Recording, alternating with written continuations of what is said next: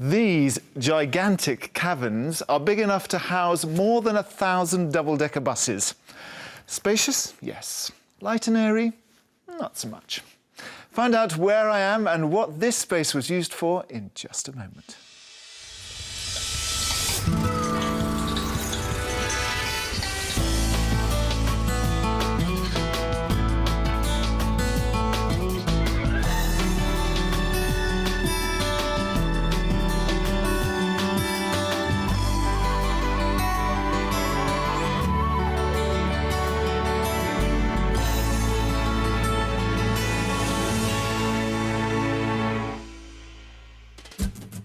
In today's show, I'll be helping a couple of sports fanatics hot-footed out of the capital to find a holiday-let business in the country. And they certainly have exacting standards. Sorry, I could be over as Mrs. Perfection all the time. Well, but with a bit of arm twisting, they're soon up for the challenge. Well, almost. There's some work. Yeah. That's fine. I'm not scared of work. That's fine, I'm not scared. You don't do any, do you? I'm not scared of getting the builders in to do the work. That's the fighting talk. We love it. Today we're in Cornwall, and this is the 500-year-old Carnglaze slate mine, which for centuries supplied the roofing materials for buildings from Penzance all the way to Southampton. But during the Second World War, it was commandeered by the Royal Navy as a storage facility, not for weapons, but for rum, which is quite a lot of rum. Now, I'm going to be coming back later on in the show to find out just how much rum and what it's being used for today. Much of Cornwall's colourful history stems from its expansive coastline, which stretches more than 300 miles. Over the centuries, the county's seafaring links led to many tales involving smugglers who used it as a renowned haven. This maritime tradition also benefited historic ports, such as Foy, which during the 19th century became increasingly popular for shipping products such as china clay. Away from the coast, the local economy was historically dependent on copper and tin mining, leaving a legacy of characterful buildings which are dotted across the Cornish landscape.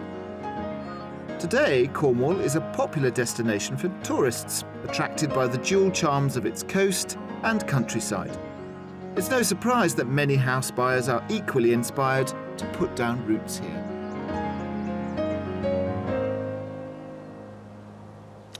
Top-end properties here in Cornwall, particularly those that can be used as second homes, are very sought after. Now, second homes, it's a double-edged sword. Of course, they do bring in money into the local economy, and who wouldn't want to have a second home here? But it drives up the prices of all the other properties, which means locals find it difficult to buy, and that in turn can decimate a local community. But if you're planning to move here lock, stock and barrel, then the average price for a detached house in Cornwall is £267,000. That's just £12,000 above the national average. And take a look at what you can buy. For just under £300,000, this barn conversion close to Ruan High Lanes has a beautiful main sitting room with a wood burner and vaulted beam ceiling. Outside, there's a lawned garden that backs onto open fields. Or for £550,000, you could buy this barn conversion in Trevarick. It has a huge kitchen with a range and stone fireplace at the far end. Upstairs, exposed roof trusses are a running theme throughout the 3 bedrooms. Or how about your own estate for £680,000 in Mythian Woods? Made up of a 4-bedroom cottage, it's set in lovely gardens with plenty of character inside. It also boasts a 2-bedroom annex above a triple garage, and there's even a 1-bedroom converted stone barn for good measure. 3 Cornish crackers there, and we've got another hat-trick of lovely property lined up for the couple who are thinking of moving to this beautiful part of the world. Let's meet them. Michael, a recruitment consultant, and Ruth, an HR manager, have been married for 7 years and live in their 4-bedroom semi-detached home in Arnes Grove, North London. Although it has the space they need to entertain and room for Michael's children to visit, it doesn't allow them to enjoy their passion for outdoor pursuits, hence their desire to move to the country. We want to take our life down a few steps, so we're really busy, both of us, at work, aren't we? And we've got these hobbies that we'd like to do, such as cycling, running, we do swimming, we dive. We think that a move now would get us a bit more relaxed and able to enjoy what we like doing and balance that with work. Our buyers are certainly an active pair. Ruth is keen to learn the saxophone, while Michael wants to find time for his triathlon training. However, work is a priority too, and although Michael plans to work from home, he'll still need to make a weekly trip to London, so good transport links are a must. But these aren't the only demands on their wish list. If we think about what we want, it's plenty of reception room down at the bottom, at least 4 bedrooms. A detached, pretty large family home with some form of grounds to it, which either currently has outbuildings that can be converted into holiday lets, or an area where holiday lets could be built, and planning permission would be granted to do that. Yeah, and I think there are a couple of little things, like I'd like a formal dining room as well as a kitchen diner, and an ensuite bathroom for our master bedroom. And also nothing that needs structural renovation. We're not strong DIY people, and we don't have the time and knowledge to take on a big project. Despite such an extensive wish list, they plan to hold on to their current property as an investment and rent it out. However, they still have sizable funds for the move. So our budget is £800,000. There can be some flexibility, give or take £50,000 to £70,000 for the absolute ideal property. Cycling, scuba diving, learning the saxophone. Ruth and Michael are a high-powered, high-energy couple who are coming to Cornwall to take it down a notch, or so they say. Though when you look at what they're actually planning to do here, Michael's going to be commuting to London, training for a triathlon, they're going to be running holiday lets. Sounds to me that they're actually going to take it up a notch. So we need to find a house that's going to contain all that energy. Good road and rail links are firmly on Michael and Ruth's radar. So we plan to keep their house search to the southeastern fringes of Cornwall's county border. The 3 properties I'll be showing them offer up a diverse mix of home and business possibilities, but I won't reveal the price of each until they've had a guess first. The last of these is our mystery house, a proposition which I really believe could make them think the unthinkable. Hello! Hi. And welcome to Cornwall. Thank you. Aw. Lovely. You talked about stepping down and sort of calming it down a bit. But I don't quite see how that's going to work. You're going to be commuting back and forth to London and running triathlons. You're going to be running holiday lets. It's a transitional phase. A very busy transitional phase. Yeah. Yes. I think it's a long-term plan that we're sort of starting to put together. But we've always talked about moving away from London and out to the southwest. So we've done a lot of talking, so we better start looking. So the budget's 800 up to 875. Does the top end of that include holiday lets up and running? Ideally, yep. Yeah. And presumably you want lots of, holiday lets need to have beautiful landscape. So this is why we brought you to Cornwall. Lovely. Yeah, no, it's But, beautiful. But they don't find themselves, so let's go get in the car and find Excellent, some. thank you. Michael and Ruth have confirmed that they are prepared to pay up to £875,000 for the ideal property. For that, it needs to be a super-sized period home with lots of reception rooms and have a large kitchen and separate dining room. It must also have 5 bedrooms. Existing holiday lets or the potential to create them is essential, and it all needs to be within easy reach of good transport links. Now, in the 1001 things that you're going to do here, you didn't mention any kind of particularly country things like growing vegetables, or are you interested in those sort of things? Not really.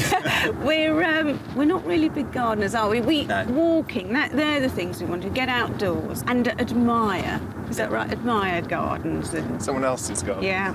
We'd like a nice garden, but I don't think we want to, at this stage, spend all our time sort of looking after it.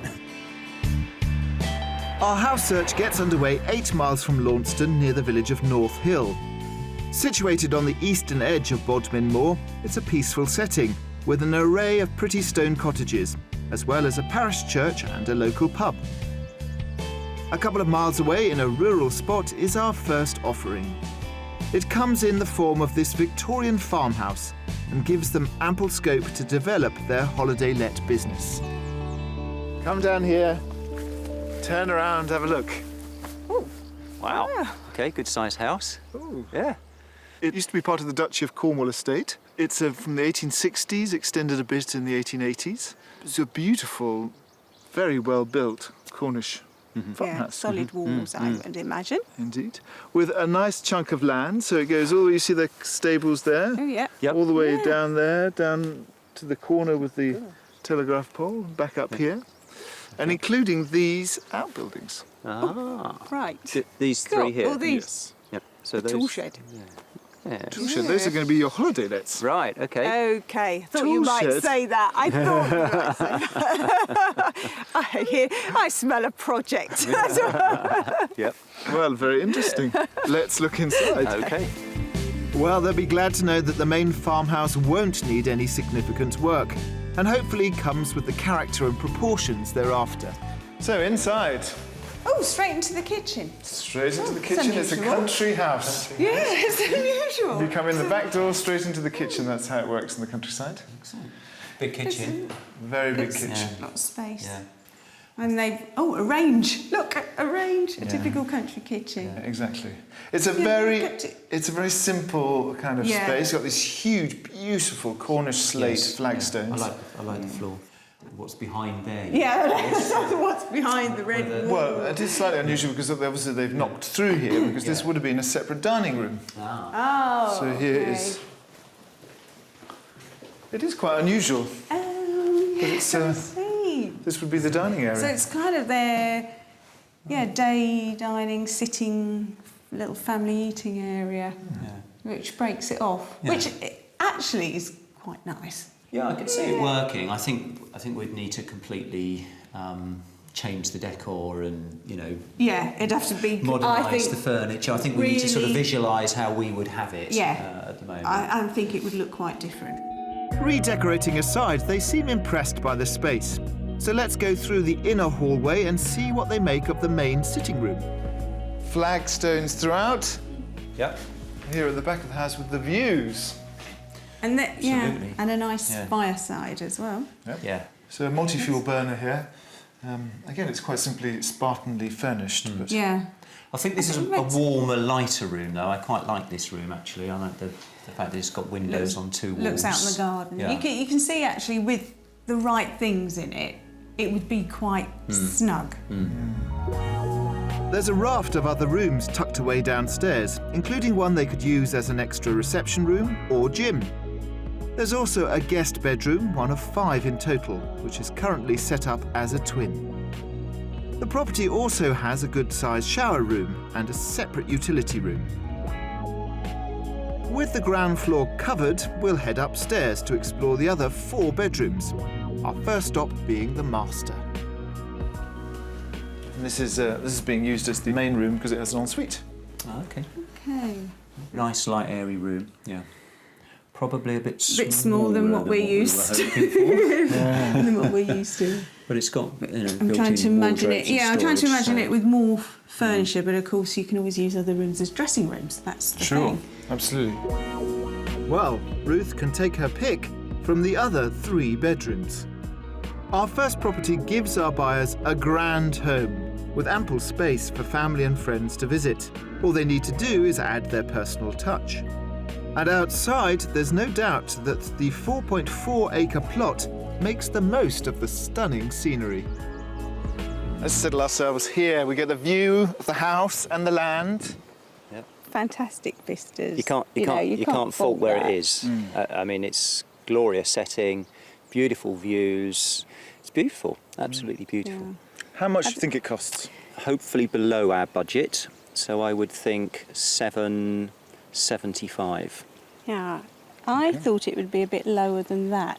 Maybe 750. Okay. So we're not that cruel. Because we realised that, of course, you'd have to spend quite a lot to do, other things. So this is actually on the market for $660, or just a shade under I $660. nearly went to six something. Right, So right. 660,000. That gives you almost £200,000 to spend on it to do the holiday let and to do the house. So do go around, look around inside the house and explore the outbuildings. Yep. And I'll meet you at the back there, and then we'll head on to the next property. Excellent. Okay. Thank you. Right, thanks. Priced at just under £660,000, our period farmhouse is a great opening gambit and addresses many of the criteria on their wish list, including a huge kitchen diner, 2 reception rooms with an open fireplace, 5 bedrooms with a master ensuite, and critically, there are 2 outbuildings with holiday let potential, subject to planning consent. And it's all wrapped up on a 4.4-acre plot in a perfect rural location.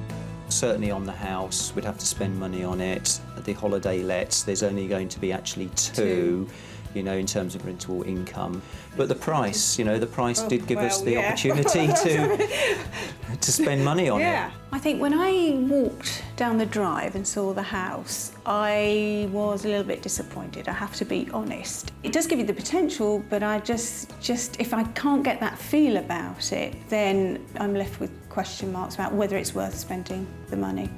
It is in a lovely setting, the views are absolutely superb, and it's a substantial house. Unfortunately, probably because it had a lot of heavy flagstones on the floor throughout the ground floor, it didn't leave me with a warm and homely feel to the house. I wonder if that extra £200,000 in their pocket made a difference as they were walking round. Probably not. Hi. Hello. All done? We are. Good. Yes. Right, let's go and see another one. Right.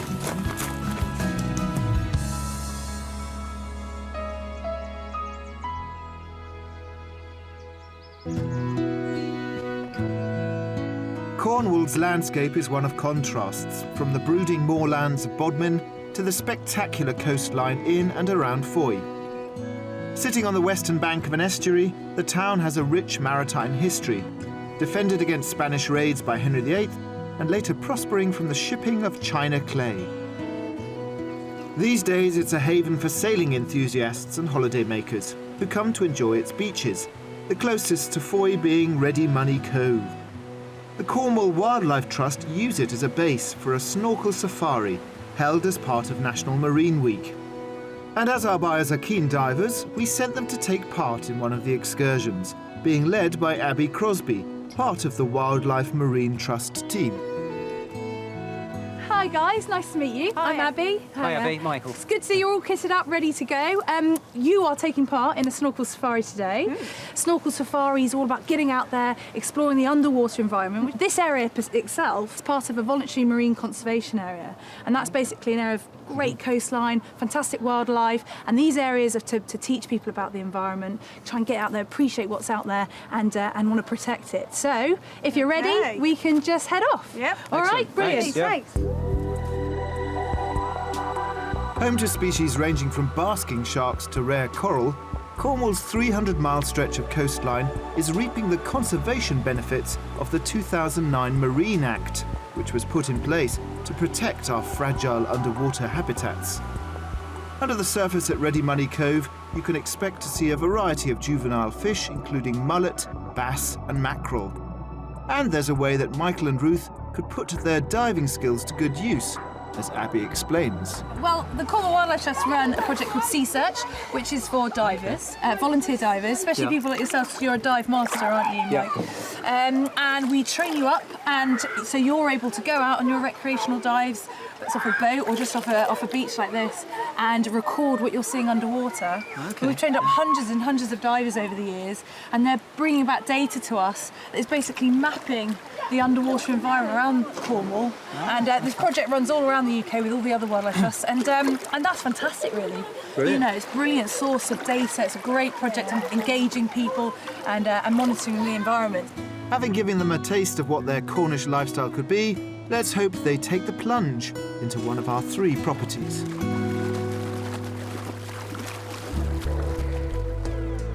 Our house hunt continues close to the market town of Liskeard, which has good road and rail connections for work and people coming to stay. Many of the Victorian buildings on its main streets house an appealing range of independent shops. A short drive from the town, our second property sits in the midst of beautiful countryside and comes with its own ready-made business.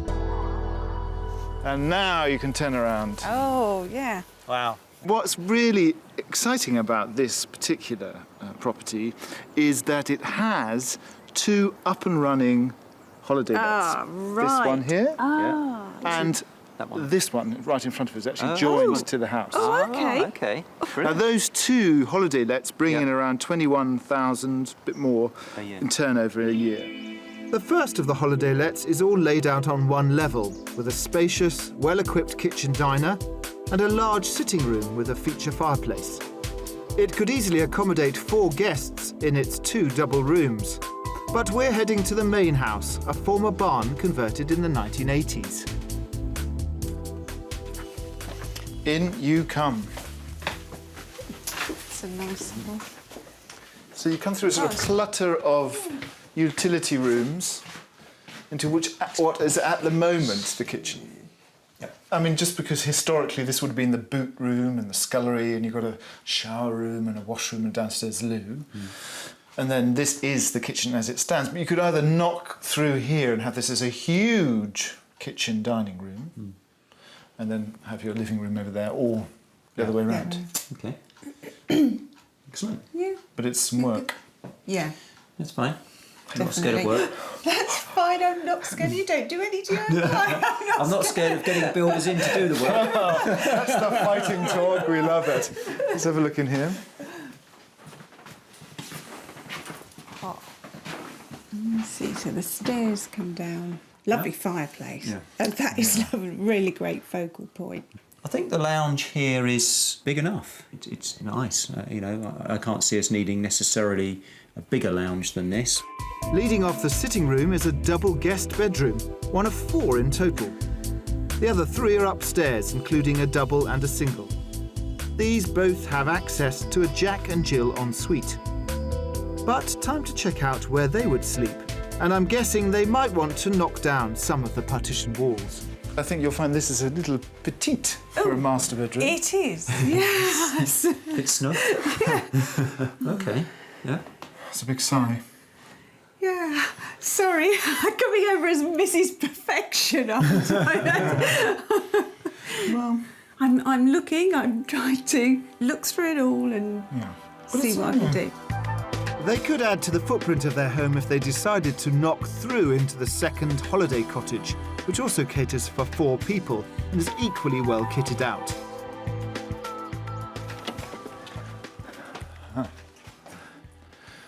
what do you think? Yeah.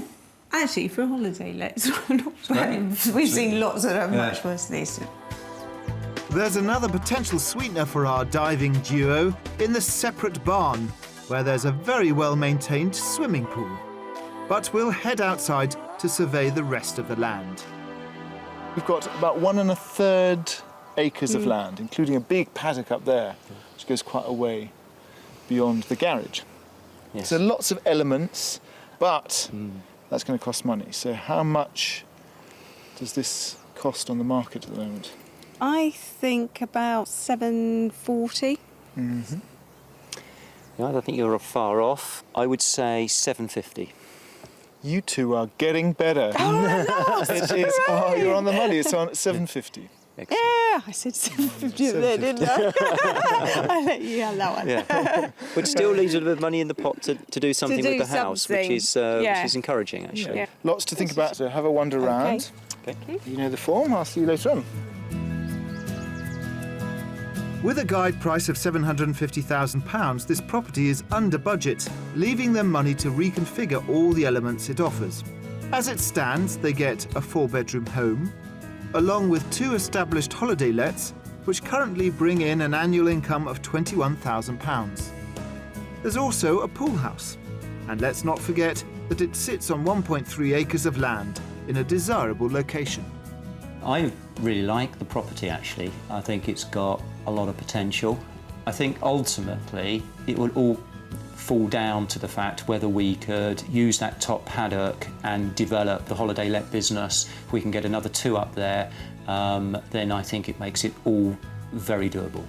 It wasn't the kind of living room space that I certainly envisage, so nothing that I felt homely in or comfy in, and some of the features weren't to my taste. But then again, you know, the lovely fireplace was gorgeous, so you try to think, can you work around that? If we extend the house, Keep the pool, which we 'cause you absolutely would wouldn't want wanna to. Yeah, lose. no, and we'd, you know. Guys, Hello. sorry to interrupt. Looks like you were deep in kind of visualising. Yes, planning. yes. I think this has got a lot of scope up here to, you know, probably get a couple more up here with a bit of landscape gardening and parking. There's and, a way. There's a I way. can visualise it. It's visualising. That's the first step before buying. We like that. Good. But I'm going to have to drag you away from your reveries. Back into the car. Okay.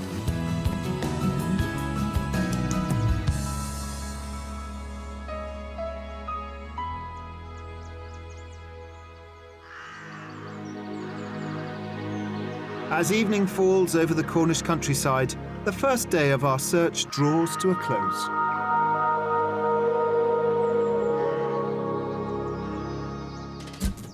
Armed with their £875,000 budget, Sporty Michael and Ruth want to make the leap from the work-focused lifestyle they have in London to an outdoors existence in Cornwall's countryside, part funded by running holiday lets. The 2 properties we've shown them so far have highlighted the challenge of finding them a huge home with the right business potential. But in a bid to give them more, we play the Get Out of London Forever card with our mystery house. Your kingdom, king and queen. One of the hardest decisions I'm probably going to have to face. And I explore Cornwall's great underground landscape. Day 2, and I think we need to change our tack. I think we may have been barking up the wrong tree by putting holiday lets so centre stage. I think Michael's quite keen on getting a business going and earning some income, but Ruth? I think Ruth just wants a big house. So for the mystery property, we are going to force them to leave London out of the picture and really move to Cornwall. Well, what do you think the mystery property might be? Not a stone cottage. I'm used to nice size rooms. I do want a lot of space and comfort. So basically you want Buckingham Palace with a street of holiday lets? I do. Well, if that's what you want, but it may come at a price. Our mystery house takes us 7 miles away from Launceston, which has a skyline dominated by its Norman Motte and Bailey Castle. The elegant array of Georgian buildings is also a defining feature of its town centre. In the outlying parish of Boynton, and set in complete rural seclusion, our mystery proposition is on a super-sized scale and challenges our buyers to make a huge sacrifice by selling their current house, which they had wanted to hold on to as an investment. Here we are. Wow. The mystery house. That's more like it. that is. It's big, huh? Yeah. Yeah. It's got That's instant something more that character I to it. Yeah. envisaged. We were thinking, just to think outside of the box, Yep. what would happen if you completely severed your ties with London, sold your house in London, and really committed to getting the big house that you want, Okay. with an income stream? This is 5 fully functioning, up and running business holiday lets, Okay. and 43 acres of land. Oh no! What do you do with 43? I can't even imagine what that looks like. Rent it out to a farmer. You can rent it out to a farmer, indeed. In fact, they do rent it out to a farmer. Yeah. The main house dates back to 1588 in its oldest part and is Grade 2 listed. Predominantly Georgian, it has grand proportions on the inside. Come on in, using the front door, though we never would living in the country. So, Oh, a proper dining room.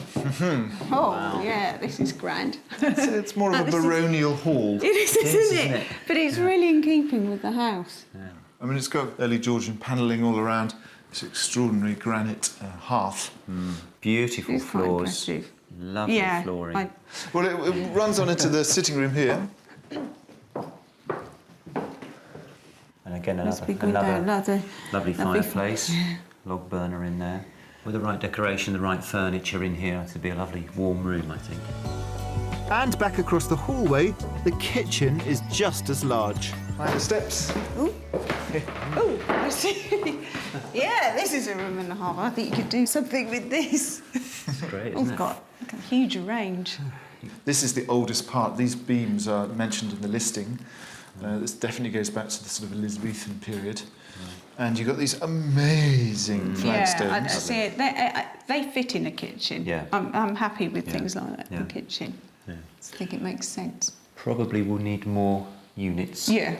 Well, And a little bit of Unless there's some- modernisation. you actually have a second kitchen, a working kitchen. Oh, I see. Is this the show kitchen? Because I'm sure you're familiar, like in country homes, very often you had a kitchen, which we would probably call the kind of like living room, where everybody lived and all the farm workers came and ate. Right. And then there's a scullery, which is where you did all the food preparation.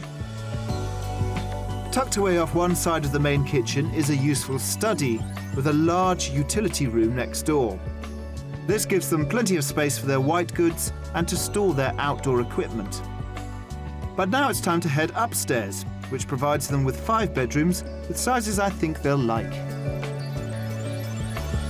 Ta-da! Is this big enough for you? Just. I think this must be the master then. Good sized room. Lovely room. It's nice little fireplace as well. Yeah, it's lovely. Nice room. Plenty of Nice space bedroom. to do things too. The master comes with a small ensuite shower room. The other 4 bedrooms are all large enough to be doubles and would give them plenty of accommodation for all their guests. One has the added feature of an exposed timber A-frame roof. Opposite this is the spacious family bathroom.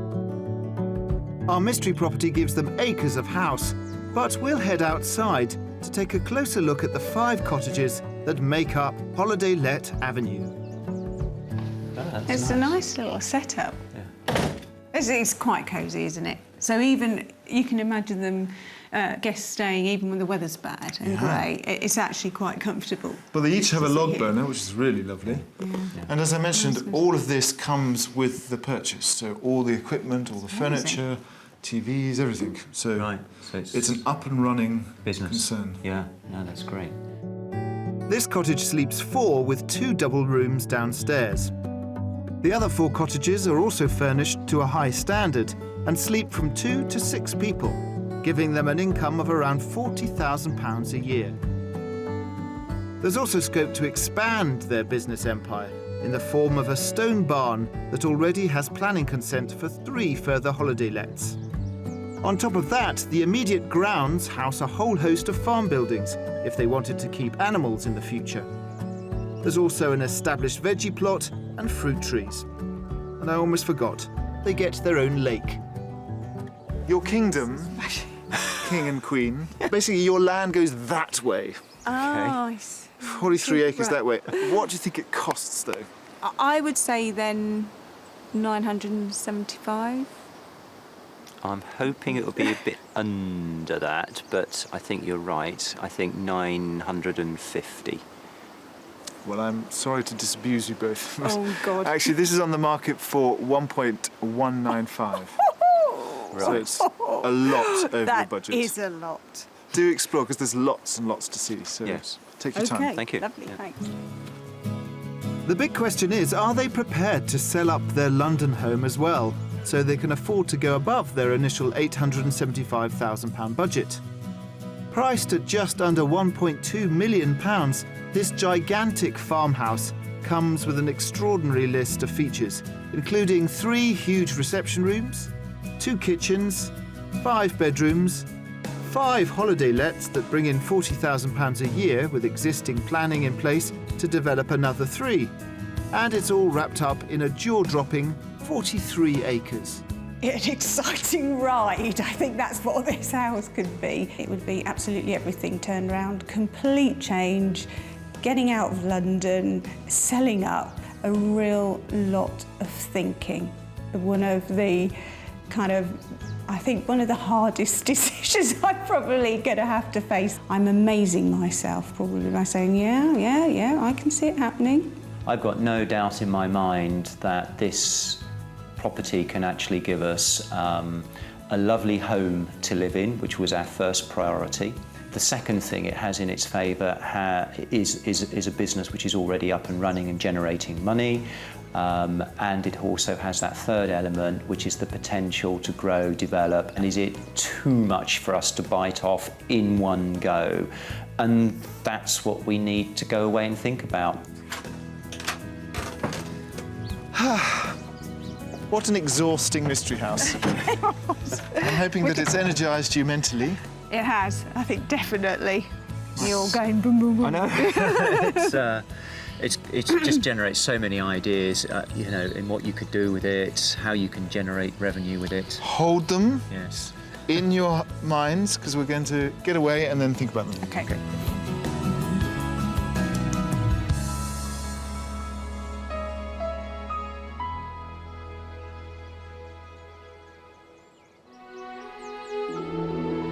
Mining in Cornwall began 4,000 years ago in the early Bronze Age, with tin and then copper the most prevalent metals to be extracted. Since medieval times, slate was also mined here in vast quantities. And I've come to the Carnglaze slate mine near St Neots to meet Caroline Richards, who owns these caverns. Morning, Caroline. Hello. Looks like you're going to skewer me. Yeah, sorry. Are they from the slate mine? They are some of the old tools that were left behind here. Now, before we talk about the slate mine, which is fascinating, tell me a bit about your move here, because you're a proper escapee to the country, aren't you? We certainly are, yes. About 11 years ago, we were living in Basingstoke and we were looking to move from the house that we had there. So we were looking in glossy magazines and things for somewhere nice to go and have a look at. And we saw a lovely photograph of the cottage here, set in 6.5 acres of wooded valley, and it just looked heavenly. So, But the funny thing is that you moved here and you didn't know that you also had gigantic caves. no, we didn't understand that at all from what was written on it, that what was here at all. So when we came here, we were shown round the house and shown round the woods and then taken underground. By the way, forgot to tell you, gigantic cavern with lake. That's right, that's about the sum of it. Right. Well, I'm excited to look around that. Now, tell me about the actual mining of slate, because there are slate mines all over Cornwall, but this one's special, isn't it? Yeah, this is the only mine. I believe the others were all open cast quarries, and this one actually started as an open cast quarry back in medieval times. They went underground in the 1700s, looking for the better quality slate. And when you're working slate, you need a drill bar. This is only a short one, but it's easier for me to hold, which you whack into the wall with a sledgehammer, and that's for putting, when you've made the holes, for putting the black powder into. So that's when you blow it up? That's when you blow out a nice big block. And when you've got your nice big block down, you need to work it down with a betel and chisel, the betel being a wooden mallet.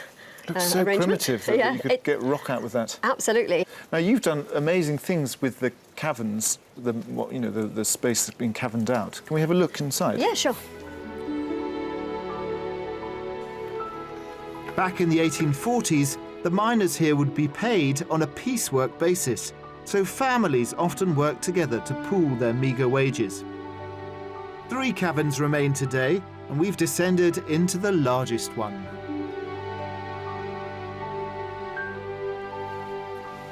These are amazing. These are man-made caves. Yeah, entirely.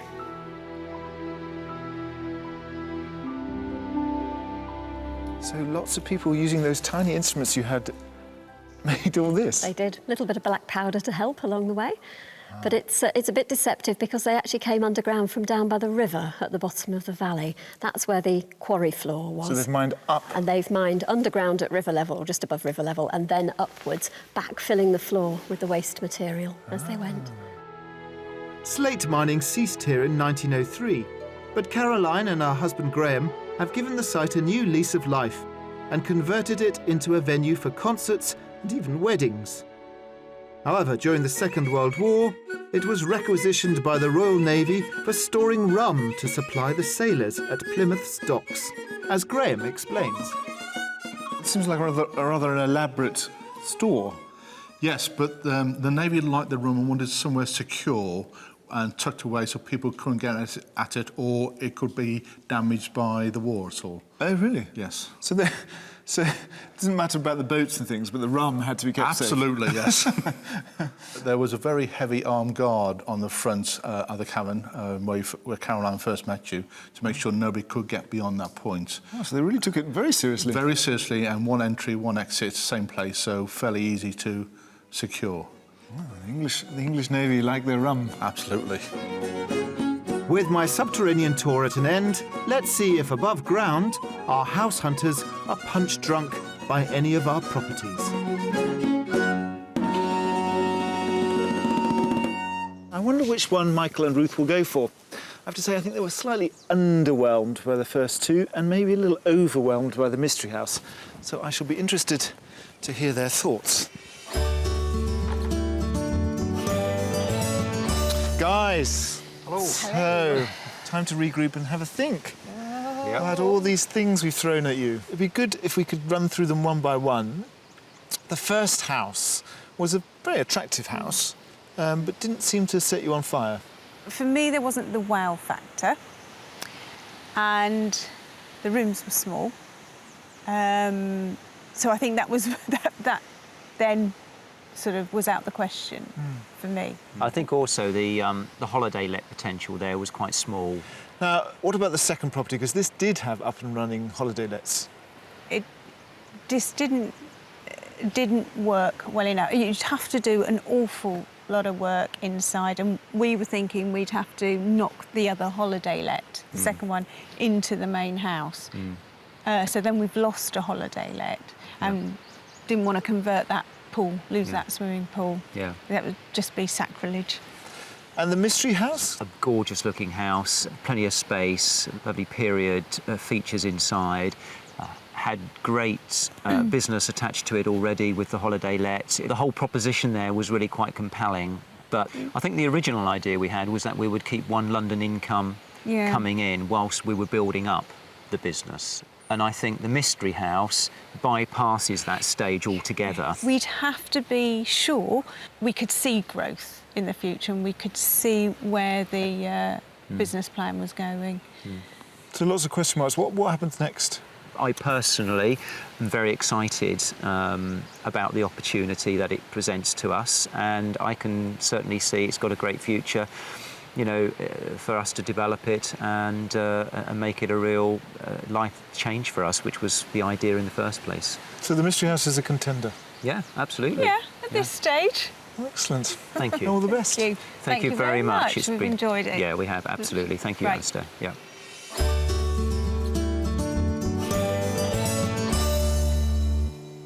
It's been a tricky week on Escape this time because I think it took us 3 properties to really work out what Michael and Ruth were looking for. And for them, I think the mystery house really focused them on a choice they have to make. Do they want a comfortable home for themselves, close enough to London that they can commute, or do they want a completely new start, a new business deep in the heart of Cornwall? It's a big challenge, but an exciting one, and we love that on this show. And if you've enjoyed our adventures in rural Britain, then do tune in next time for more Escape to the Country. After much deliberation and number crunching, Ruth and Michael decided the scale of our mystery house proposition was too much to take on.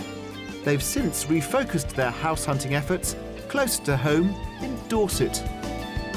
If you would like to escape to the country in Scotland, Wales, Northern Ireland or England and need our help, please apply online at bbc.co.uk/be